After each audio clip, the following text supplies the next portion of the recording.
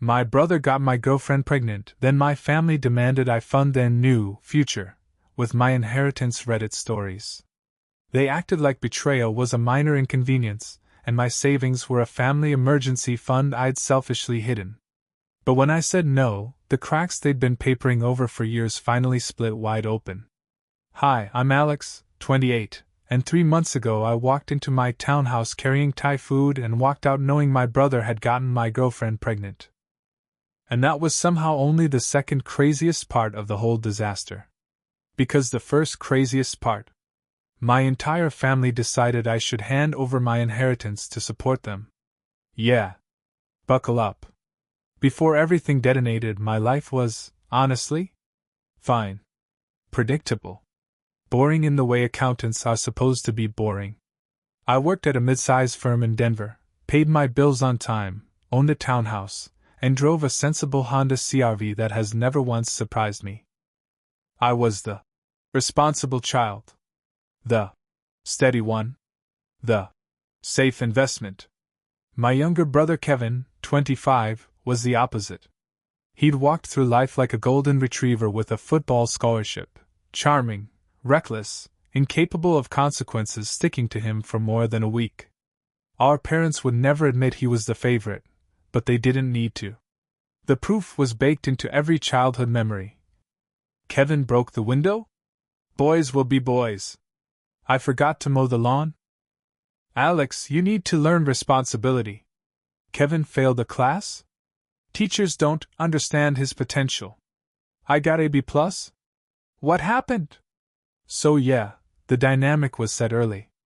2 years ago, our grandparents passed away, leaving us each $170,000 with a heartfelt letter about using it to build our futures. I followed instructions like it was tax season. Paid off my student loans.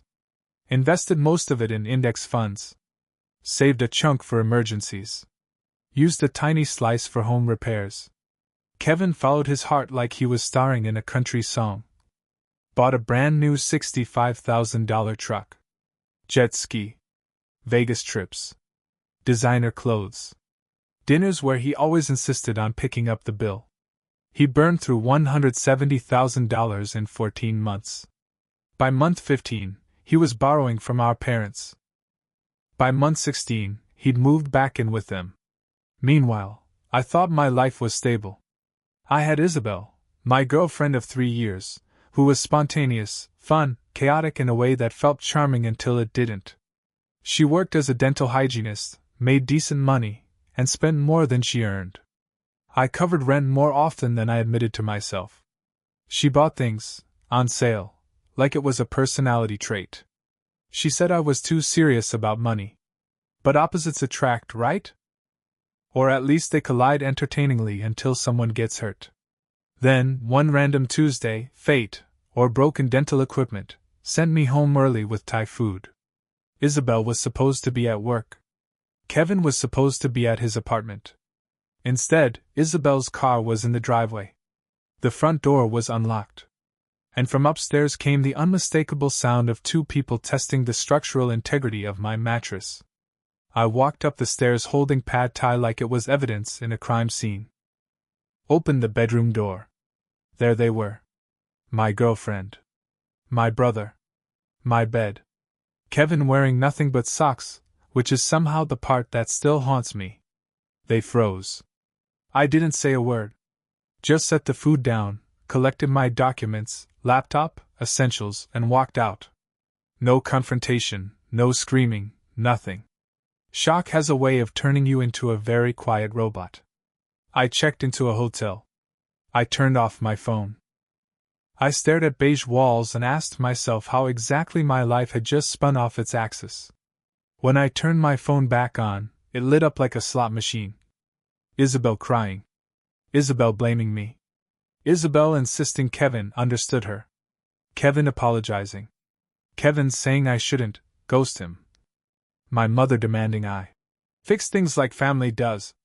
I sent her 7 words. Kevin slept with Isabel. I'm done. And that? That was the moment everything shifted from personal betrayal to full-scale family implosion. Because instead of outrage at what Kevin had done, my parents had a different plan.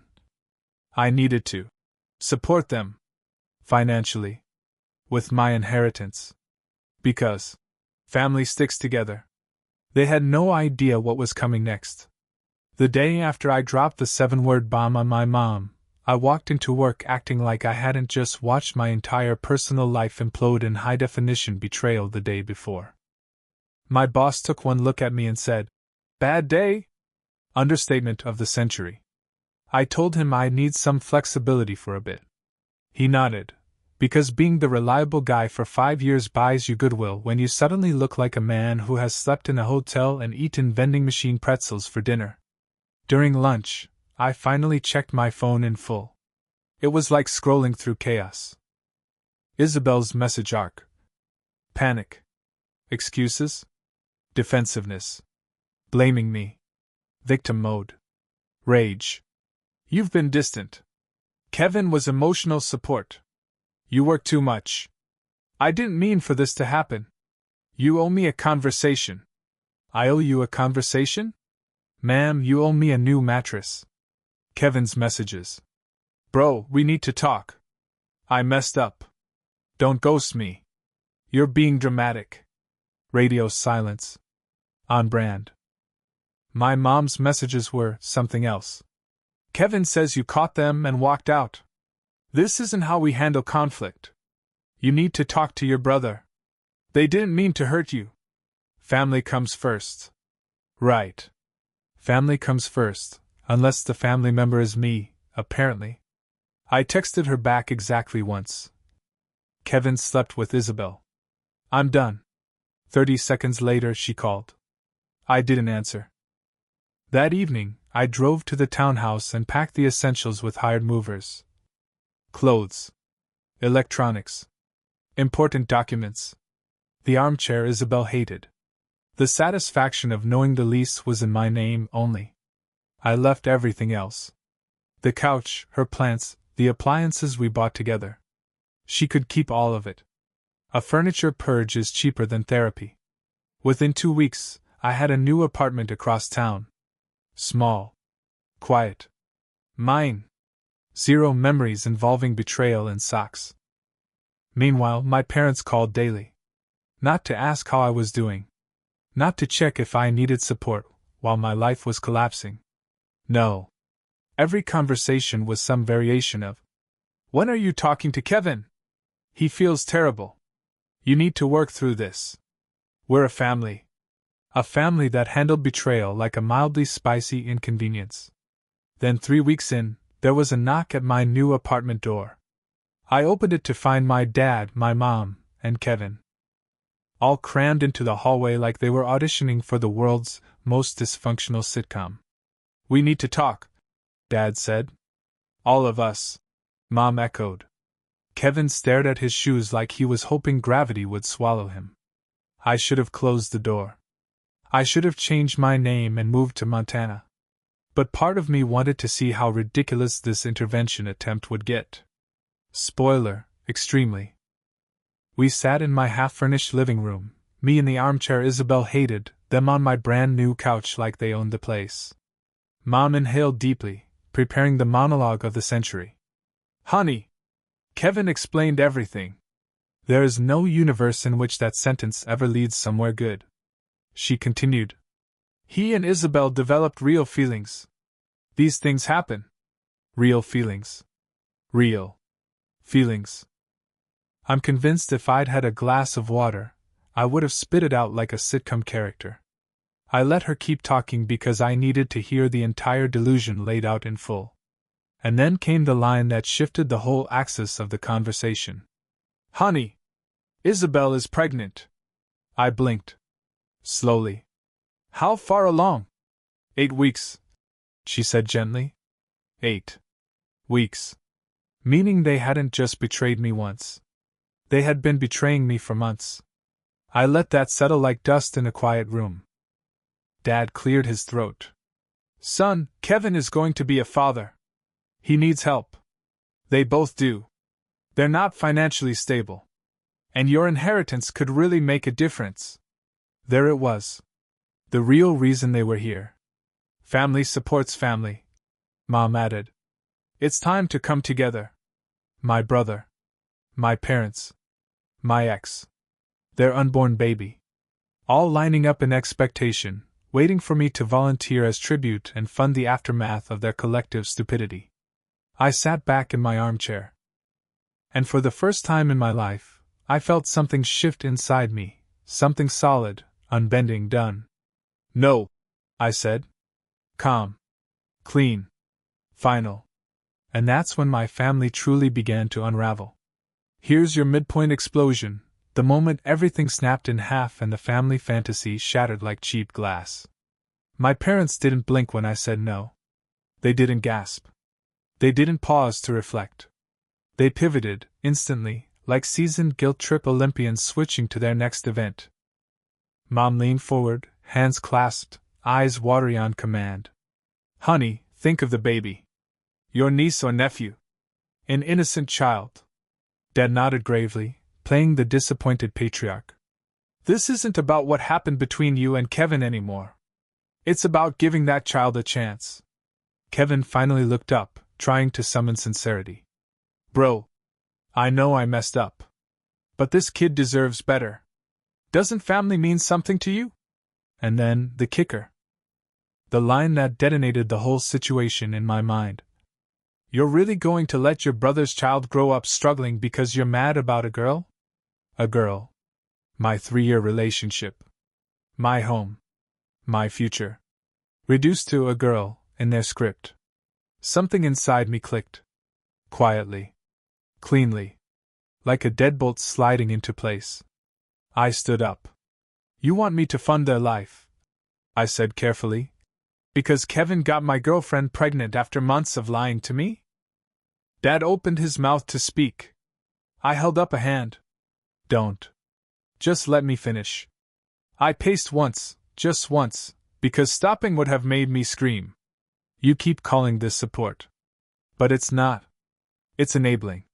Kevin blew through $170,000 in 14 months. I used mine responsibly.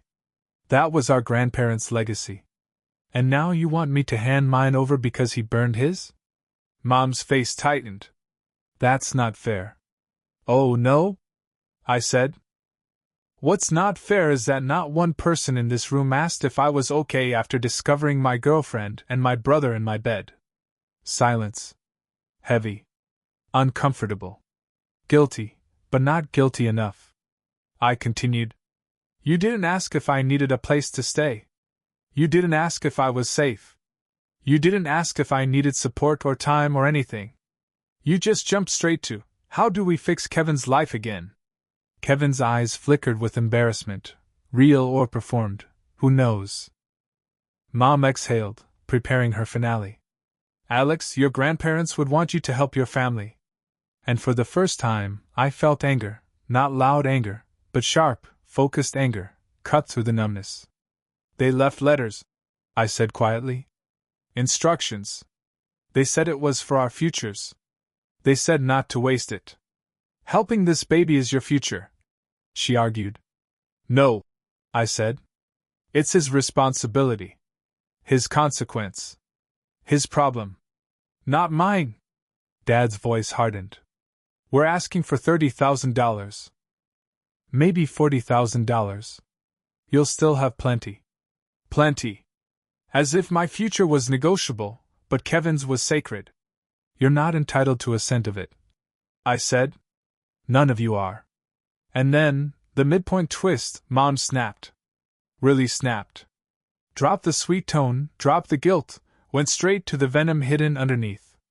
If you walk out now, she said, trembling with anger, you are not welcome back in this family. Ah. There it was. The honest truth behind the polite manipulation. An ultimatum. Give us money or lose us. It didn't even hurt the way I thought it would. It felt clarifying. I picked up my pumpkin pie, yes, the one I'd brought, and headed for the door. I'm not the one breaking this family, I said. I'm just refusing to set myself on fire to keep everyone else warm. Kevin finally spoke, voice brittle. So that's it? You're done? I opened the door. I was done when you were in my bed. And I left. No yelling. No slamming doors. Just quiet, certain steps into a life where I no longer owed anyone forgiveness, money, or emotional babysitting. That was the moment everything changed. For them. For me. For the entire family dynamic. But the implosion? Oh, that was still coming. When I drove away from that Thanksgiving ambush with my pumpkin pie seat belted in like a rescued hostage, I wasn't angry. I wasn't devastated. I wasn't even shaking anymore. I was clear in a way I hadn't been in months. Maybe years. I went home, cut myself a slice of victory pie, and waited for the fallout, which didn't take long. 2 days later, the harassment campaign began. Not chaotic. Not random. Coordinated. Like someone handed out talking points and assigned shifts. First came my Aunt Catherine with a voicemail straight out of a soap opera. "We are all heartbroken by your coldness, Alex. Family comes first. Call me."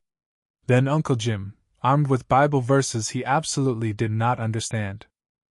"Proverbs says generosity brings blessings. Don't harden your heart." Then Isabel's parents, who apparently bought Kevin and Isabel's rewritten version of events wholesale. They sent a certified letter, yes, certified, telling me I had a moral obligation to support the future of this innocent child who will one day be part of your life. Next came extended cousins I hadn't spoken to since high school graduation, suddenly experts on forgiveness. And then the piece de resistance. My mother posting vague Facebook statuses. Nothing says emotional maturity, like passive-aggressive public guilt. Her posts were masterpieces of implication. Some people abandon family when money clouds their heart. Praying for certain individuals to remember compassion. Grandma and Grandpa would be so sad if they saw this division. Every comment thread became a support group for fictional grievances. Her friends chimed in. "You're such a good mom." Some children forget where they came from. Money changes people. Screenshotted. Every single one. Straight into my folder labeled family drama in all caps. Meanwhile, through a mutual friend, I learned Isabel and Kevin had officially moved into my parents' house. Into Kevin's childhood bedroom. The one with the peeling Star Wars poster. Chef's kiss. I pictured them sitting on twin-size beds debating baby names while my parents made them grilled cheese and resented me for not funding their new domestic sitcom. Then came the call. The one where my dad, usually steady, suddenly sounded older. Exhausted. Beat down by the reality he volunteered for. "Your mother's working extra shifts. Kevin can't pick up overtime because Isabel needs help. We're supporting 2 additional adults and preparing for a baby. It's a strain." He paused. Waiting. Wanting. Hoping. I let the silence stretch until it hurt. Finally, he said it. "Son, please reconsider helping out. We're doing everything we can to keep this family together." There were 100 ways I could have responded. Anger. Sarcasm. Mockery. Instead, I gave him the truth. "You chose to take them in. You chose to enable them. This isn't on me." His voice cracked with frustration. "When did you become so cold?" I didn't even hesitate. "When you decided Kevin's comfort mattered more than my pain." He hung up on me. Didn't even try to hide it. And just like that, the family line was drawn. Not by me, though they would all tell it that way. But by the people who were willing to forgive betrayal, enable irresponsibility, rewrite history, and weaponize guilt. As long as it meant I might open my wallet. Here's the truth they refused to see. I wasn't being cold. I wasn't being selfish. I wasn't even being vindictive. I was simply done being the family's safety net. The fixer. The stabilizer. The responsible one whose stability everyone else assumed was theirs to spend. Meanwhile, Kevin and Isabel were settling in for the long haul at my parents'. Because why struggle when someone else will carry you? But the real cracks? Those hadn't even started yet. The implosion was coming. And I wouldn't have to lift a single finger. 3 months after the Thanksgiving ultimatum, the silence had settled into something strangely peaceful. My phone wasn't vibrating every 10 minutes. My parents weren't ambushing me at my door. No one was quoting Bible verses about generosity at me. It was calm. Suspiciously calm. Like the eye of a hurricane where you know the back wall is still coming. I focused on rebuilding. Long hours at work, promotion. The gym. Cooking actual meals. Reconnecting with friends who'd barely seen me during my relationship. Life felt small but steady, and steady felt like a miracle. Then, in February, I heard the news secondhand. Isabel had the baby. A girl. Cute name. Not my business. My parents mailed me an announcement card with a handwritten note. She deserves to know her uncle. I tossed it in a drawer. Not out of spite, just out of self-preservation. Some doors are better left closed. Then came April. The month everything cracked open again. It was a Tuesday evening.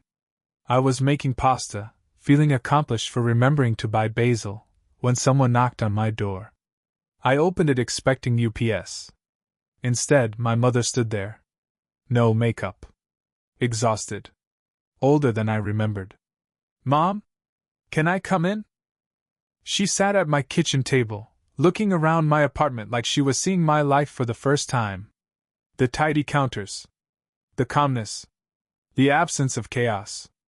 All things I'd built without my family in the picture. "You've done well for yourself," she said quietly.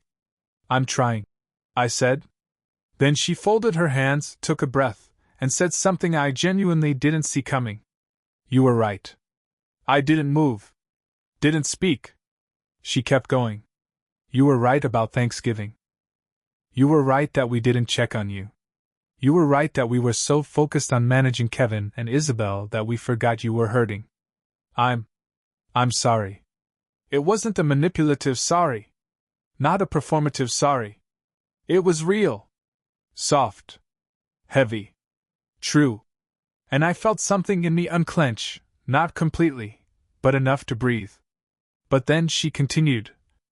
"Kevin wants to make amends. They want you to meet the baby. They want to fix this. We all do." There it was. The other shoe. I shook my head. "Mom, I accept your apology. I mean that. But I'm not coming back into that dynamic. Not where I'm the stabilizer and Kevin gets rescued. Not where accountability never touches him." She looked pained. "So you're just done with your family? With your niece?" "I'm protecting my sanity," I said. "That's all." She stood to leave, paused at the door, and delivered the final blow she thought would break me. "Your father is disappointed. He expected better from you." I didn't flinch. "Dad's been disappointed in me my whole life for not being Kevin. I can live with that." She stared at me like she didn't recognize the person in front of her. Then she left. I never saw her again after that day, though she still sends cards. A few months later, through another friend, I learned Kevin and Isabel finally moved into a cramped one-bedroom in a rough part of town. My parents were footing part of the bill. Still babysitting. Still enabling. Still hoping I would change my mind. But here's the truth. I didn't need them to change. I only needed me to. I stopped being the dependable one they could drain. I stopped being the emotional punching bag. I stopped being the safe, quiet one who absorbed everyone else's consequences. I built a life where the only person responsible for me is me. And for the first time in my entire existence, that felt like freedom. By summer, my life had stabilized into something that almost felt boring again. The good kind of boring. The kind you earn. Work was going well. I'd been promoted to senior accountant because, ironically, nothing fuels productivity like escaping a toxic family implosion. I was cooking real meals, going to the gym consistently, even sleeping better. I wasn't just surviving anymore. I was rebuilding. But while my life was trending upward, my family was quietly cracking down the middle. I didn't have to be involved. I didn't even have to speak to them. All I had to do was not hand over my inheritance. That alone was enough to destabilize their entire ecosystem. Because here's something I never realized until I stepped away. My family had depended on me being the reliable one. The fixer. The stable gravitational force that kept Kevin's chaos from wrecking everything. Remove me from the equation? And suddenly the universe tilted. Things started to leak out. Little pieces of information through mutual friends, coworkers of my mom, neighborhood gossip. The first crack. Money. My parents were drowning. They were supporting 2 extra adults. An infant. All the expenses Kevin and Isabel couldn't handle. Rent on their new apartment. Childcare. Food for 3 extra mouths. My mom had picked up extra shifts at the hospital. My dad was working overtime whenever it was offered. And Kevin? He couldn't work extra because Isabel needed support. Translation: his life choices were still everyone else's responsibility. The second crack. Kevin had no idea how to be a father. He liked posting pictures on Facebook. He liked talking about being a girl dad to people who praised him. But the day-to-day work? The diapers? The crying? The sleepless nights? That fell to Isabel. And my parents. Mostly my parents. The honeymoon fantasy Isabel and Kevin had built in their heads, the delusion that they'd betrayed me for true love, evaporated fast under real-world pressure. The third crack. Kevin and Isabel's fighting. Apparently, screaming matches became weekly events. Kevin accused Isabel of trapping him. Isabel accused Kevin of being useless. Both accused each other of ruining everything. Delightful. The fourth crack. My parents finally realized they hadn't prepared Kevin for adulthood. Kevin had always been the golden child. But raising a golden child creates a golden problem. They don't know how to function without constant rescue. And now? There was no rescue left. Not from me. Not financially. Not emotionally. I felt nothing about it. No guilt. No satisfaction. No vindication. Just distance. A distance I had earned. The fifth crack, the one that reached me directly, came on a Wednesday night when my father called. I didn't answer. He left a voicemail. Alex, I want to talk. Not about money. Just talk. I didn't return the call. Not because I was angry, but because I didn't trust what talk meant in that house. Boundaries are only real if you maintain them. A week later, he tried again. Alex, we're struggling. We know you're doing well. We know you're fine without us. But things are hard here. That pause. That heavy, uncomfortable pause. For the first time in my life, I heard something in his voice I had never heard before. Regret. Not regret for what they did to me. Not regret for enabling Kevin. Not regret for ambushing me. Regret that the system they built, the dynamic they insisted on, no longer functioned without my compliance. It turns out, when the reliable one leaves, the whole tower collapses under the weight of its own dysfunction. I didn't call him back. Not out of cruelty.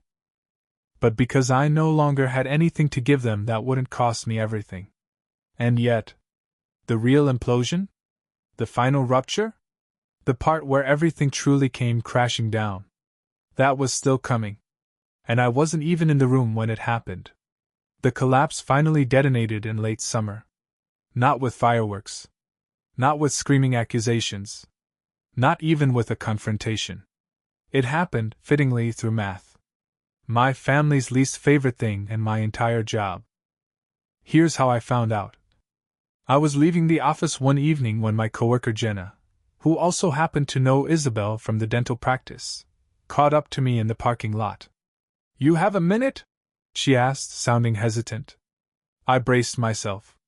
No good conversation starts with that tone. Your mom came into the clinic today, she said. She looked exhausted. Like actually sick. I asked how she was holding up, and she kind of unloaded. My stomach tightened. Not out of guilt, just anticipation. What did she say? Jenna sighed.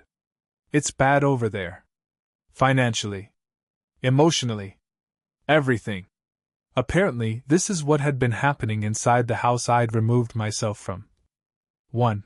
Kevin's job had cut his hours. He wasn't performing well, shocking, and had already been warned twice. He was showing up late, leaving early, calling out, blaming. New dad stress. 2. Isabel had stopped working entirely. Childcare was too expensive, she said. Also, she was too tired. Also, my parents could help. So why bother? Which meant 3. My parents were supporting 3 adults and a baby on 2 overworked incomes. 4. The new apartment Kevin and Isabel moved into? They couldn't afford it without constant help. 5. Isabel had started pressuring Kevin to get the inheritance back. As if it was sitting in a drawer labeled for Kevin's bad decisions. 6. The fights were constant. Screaming. Arguments. Accusations. Isabel blamed Kevin for losing his hours.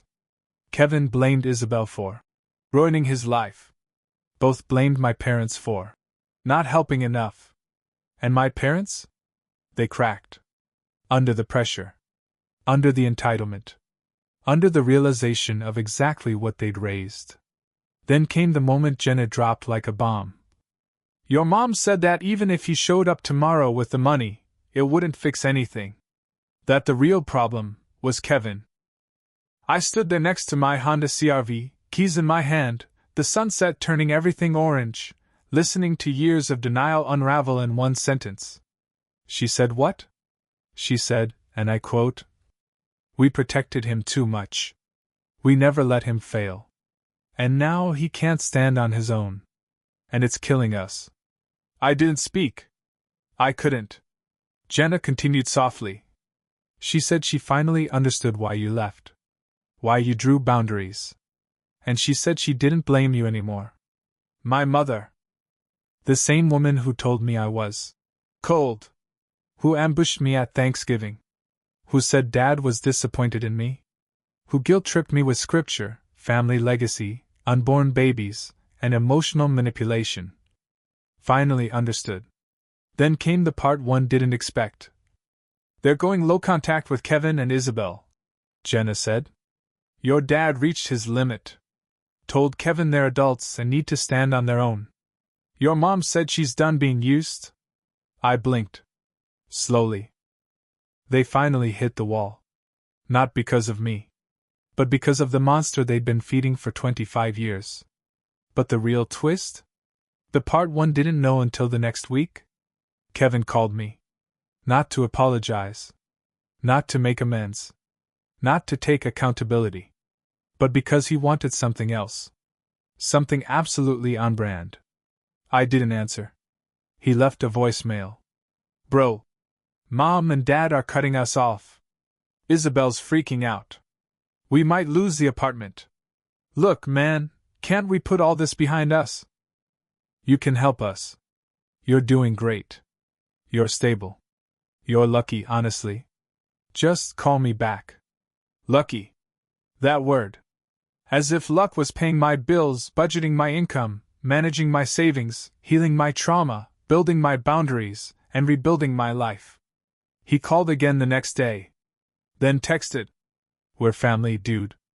Don't be cruel. Cruel. Me. Cruel. The man who slept with my girlfriend. The man who lied to my face. The man who expected me to bankroll his life. The man who weaponized family shame. The man who destroyed my relationship and my home. Yeah. Sure. I'm the cruel one.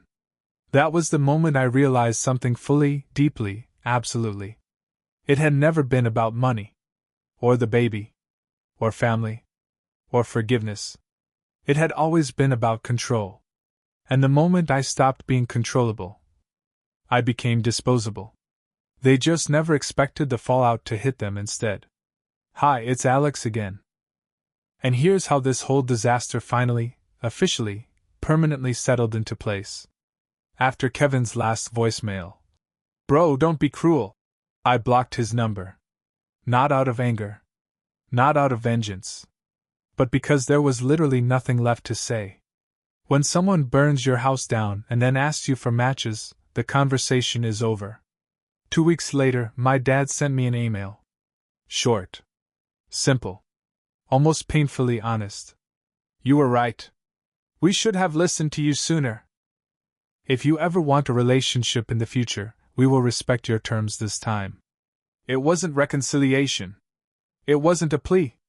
It wasn't manipulation. Just acknowledgement. I didn't respond. Not because I was angry, but because healing takes time, and I wasn't going to sprint back into the fire I'd crawled out of. Months passed. Quietly. Peacefully. I worked. Lifted. Cooked. Rested. Read books I'd been meaning to read for years. Went out with friends who reminded me what actual support looked like. And slowly, the version of myself that had always existed underneath. The one who wasn't responsible for fixing everyone else. Finally had room to breathe. Meanwhile, Kevin and Isabel imploded. Spectacularly. Isabel eventually left him, according to a mutual acquaintance from her dental office. Turns out, true love isn't enough when unpaid bills stack higher than diapers. She moved back with her parents. Filed for child support. And discovered that Kevin's sporadic income meant she would not be living the lifestyle she imagined when she chose him over me. Kevin? He bounced between jobs. Blamed everyone but himself. Tried to guilt-trip my parents again. Didn't work this time. For the first time in his life, Kevin had to face consequences he couldn't outrun or charm his way out of. Reality is undefeated. As for me? I bought a new sofa. Hung new art. Adopted a dog. A goofy mutt named Harold who thinks socks are currency. Harold is better family than half my family tree. Eventually, slowly, my parents and I settled into a distant but functional peace.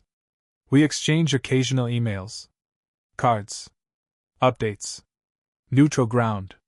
Not closeness. But not war. Just honest boundaries. And here's what surprised me most. I don't hate Kevin. Not anymore. Hate is heavy. I put it down. But I don't forgive him either.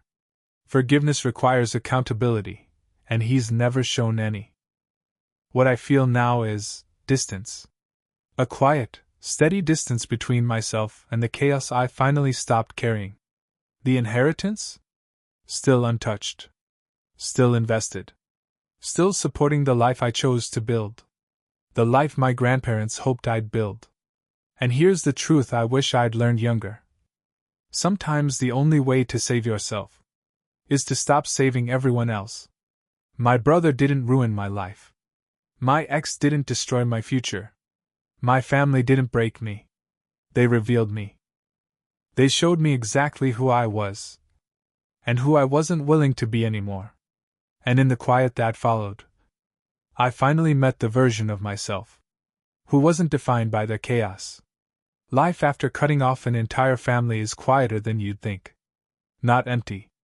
Not sad. Just different. Like someone finally turned off a TV that had been blaring in the background your whole life, and you didn't realize how loud it was until the silence set in. For the first time in, honestly, maybe ever, I started asking myself what I wanted. Not what Kevin needed. Not what Isabel demanded. Not what my parents expected. Not what the responsible one should do. Just me? Turns out, I had absolutely no idea. So I started small. Saturday mornings became my ritual. Coffee. A long walk with Harold. A trip to a local bookstore. Brunch if I felt like it. Nothing if I didn't. No obligations. No drama. Just breathing. But the universe hates a vacuum, and peace never stays unchallenged forever. One afternoon, I walked into the grocery store, just grabbing pasta and dog treats, and practically collided with someone I hadn't seen since the world imploded. Jared. We'd been friends in college, drifted apart, The usual story.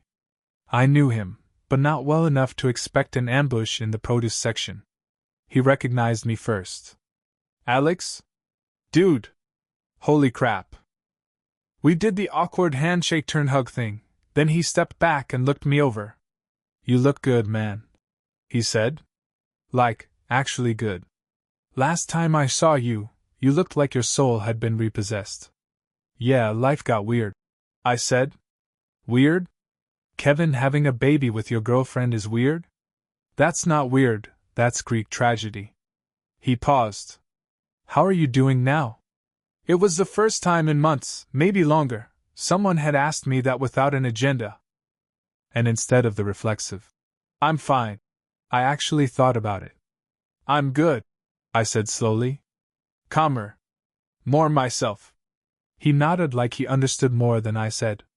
Then he dropped a piece of news I did not see coming. You've heard about Isabel and Kevin, right? My stomach didn't drop the way it once would have. More like curiosity turning its head. What about them? They broke up. I blinked. That wasn't surprising. The sun rises, water is wet, bad decisions implode. But the way he said it made something in my brain sit up straighter. It was bad, he continued. Like spectacularly bad. Cops were called once. Your parents finally told Kevin he's on his own. Isabel moved back with her folks. And Kevin's been telling anyone who listened that you ruined his life. Ah, yes. The classic deflection. A family favorite. I shrugged. I didn't ruin anything. I just stopped paying for it. Jared laughed so hard a woman picking out cucumbers glared at him. That's the most accountant thing you've ever said. We talked for a few more minutes, casual, easy, normal, and then, as we were parting, he said, Hey, listen. My sister's opening a brewery downtown. She needs a bookkeeper she can trust. You interested? The old version of me would have politely declined. Too risky? Too uncertain? Too unstructured? But the new version of me? The one who'd survived betrayal, pressure, manipulation, and a family meltdown. He was tired of living inside guardrails. Tell her to call me. I walked out of that grocery store with a bag of pasta, dog treats, and a distinct feeling that something new, something real, was finally unfolding. A life I hadn't planned. A life I hadn't inherited. A life that was mine. And I knew, deeply, quietly, that the story wasn't over. Not for me. Not for my parents. Definitely not for Kevin. But for the first time, I wasn't afraid of what came next. Hi again, Alex here. And here's the truth in the simplest way I can say it. I didn't get a Hollywood ending. I got something better. I got my life back. The brewery job panned out. Small place, good people, work that actually feels human. I still keep my CPA firm job, but the brewery side gig reminds me there's more to life than spreadsheets and crisis management. My parents? We're peaceful. Not close, not estranged, just two planets that finally found a safe orbit around each other. They respect my boundaries now. That's all I ever needed. Kevin tries to reconnect every few months. I don't respond. Not out of spite, just clarity. Some relationships don't need rebuilding. Some bridges were never safe to cross in the first place. Isabel reached out once with a long email. I didn't read it. Healing doesn't mean revisiting the fire. And me? I walk Harold every morning. I cook dinner for myself without feeling lonely. I laugh more easily. I sleep without heaviness. I choose quiet. I choose peace. I choose me. My grandparents wanted their inheritance to build a foundation. It did, just not the one anyone expected. It didn't buy me a house or a business or a picture-perfect family. It bought me freedom. It bought me perspective.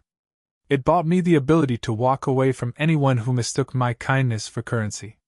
My brother's betrayal didn't end my life. It ended the version of me that kept trying to save everyone else. And once that version died, the real me had room to live. Turns out, he's doing just fine.